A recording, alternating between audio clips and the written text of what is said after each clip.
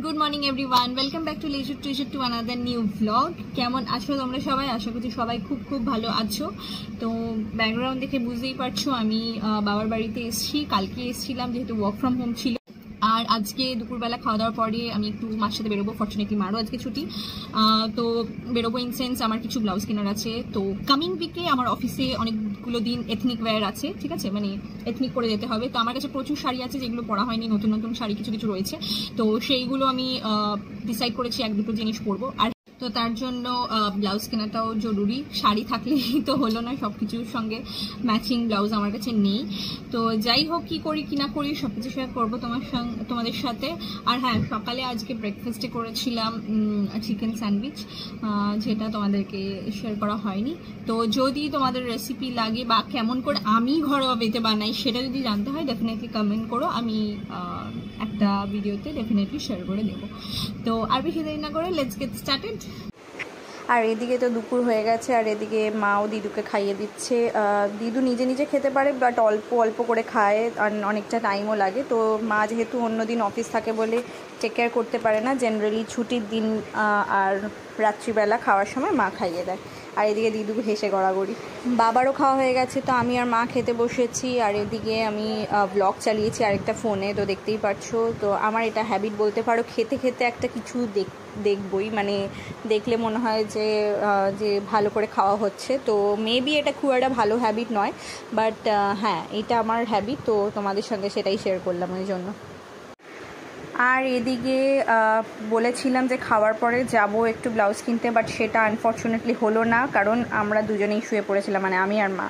তো আলটিমেটলি সেটা হয়নি। তো এবারে যাব, বিকাল হয়ে গেছে, উঠেছি। আর এদিকে মা একটা পার্সেল খুলছে, সেটা অনলাইন থেকে একটা পেজ থেকে অর্ডার করেছিল। শাড়িটার কোয়ালিটিটা খুবই ভালো, খুবই সুন্দর। তো সেটাই দেখাচ্ছিল, আর মাও খুব এক্সাইটেড ছিল শাড়িটার জন্য অনেকদিন। তো এবারে হাসিটা দেখে বুঝতেই পারছো, বাবাকে দেখাচ্ছে। তো এবারে রেডি হয়ে আমরা বেরিয়ে পড়বো। তো বেরিয়ে তো পড়েছি, কিন্তু রিক্সা করেই গেলাম। আমাদের ডায়মন্ড প্লাজা আমাদের বাড়ি থেকে খুব একটা ডিস্টেন্সে নয়, তো রিক্সা করে এই জন্য চলে যাচ্ছিলাম। কিন্তু হ্যাঁ, একটা জিনিস খুবই ডিসঅ্যাপয়েন্টিং, যেটা হচ্ছে রাস্তাঘাটের অবস্থা খুবই বাজে। তোমরা কজন সহমত এটা নিয়ে প্লিজ আমাকে কমেন্টসে জানিও। রিসেন্টলি বৃষ্টি হয়েছে, তাই জন্য আরও বাজে অবস্থা হয়ে গেছে রাস্তার। তো যেতে খুবই প্রবলেম হয়েছে। তো সামহাও তারপরে পৌঁছে গেছি।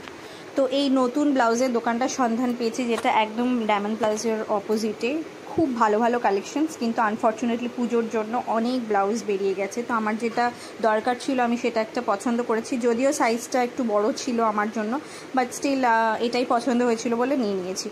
কিন্তু ওরা অল্টার করে দেয়, বাট পুজোর আগে আর অল্টার হবে না, যেহেতু টাইম অনেকটা চলে গেছে। তো বলেছে পুজোর পরে এসে অল্টার করে নিতে পারি। তো আপাতত কাজ চালানোর মতো হাতে সেলাই করে কাজ চালিয়ে নিতে হবে, অ্যান্ড সেটাই করবো।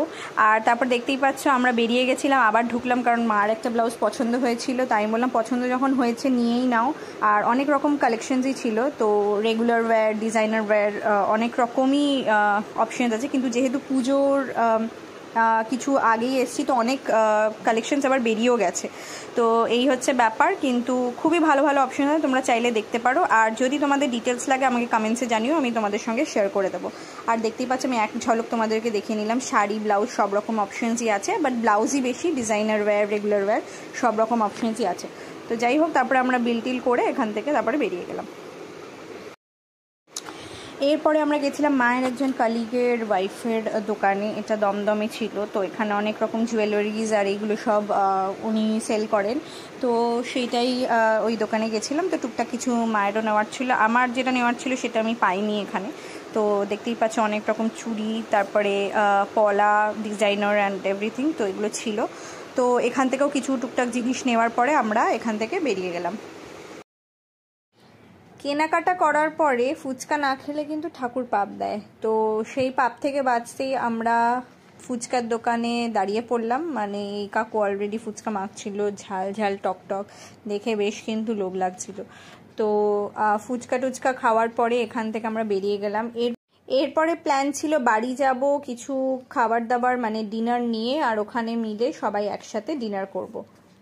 আমাদের বাড়ির কাছে এখানে বর্ষা বলে একটা রেস্টুরেন্ট আছে, তো এদের খাবারটা মোটামুটি আমাদের ভালোই লাগে। তো নাগেরবাজারে এখানে রেস্টুরেন্টটা টেকঅ্যাওয়ে দুটোই ছিল, তো আমরা টেকঅ্যাওয়েতে এখানে অর্ডার দিয়ে আমরা ওয়েট করছিলাম। আর মা গেছিলো কিছু ওষুধ কেনার ছিল সেগুলোর জন্য, আর আমি এখানে ওয়েট করছিলাম।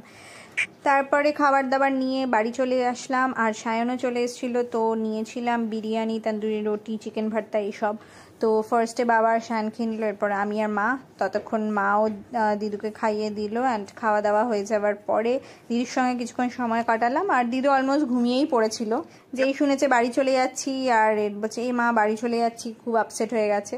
তো তারপরে সবাইকে বলছিলাম, মানে দিদুকে বলছিলাম যে বাই করে দাও সবাইকে, আর দিদু তো এখানে হেসেই কুল পায় না, কিন্তু আমাদের সবারই এই স্মাইলটা কিন্তু খুবই প্রেশিয়াস লাগে আর খুবই ভালো লাগে। তারপরে সবাইকে টাটা জানিয়ে বাড়ির উদ্দেশ্যে রওনা দিলাম। আর এদিকে আজকে ব্লগটা এখানে এন্ড করছি। আশা করছি কিছু না কিছু নিশ্চয়ই ভালো লেগেছে, আর ভালো লাগলে জানোই কি করতে হবে, do like, share and subscribe to our channel Leisure Treasure. আবার দেখা হচ্ছে নতুন একটা ব্লগ নিয়ে খুব তাড়াতাড়ি। আর বাড়ি যাওয়ার সময় পাড়ার প্যান্ডেলটাও কিন্তু মিস করিনি, তো বোঝাই যাচ্ছে পুজো আসছে। তো শুভ শারদিয়া ইন অ্যাডভান্স। দেখা হচ্ছে নতুন একটা ব্লগ নিয়ে খুব তাড়াতাড়ি। বাই।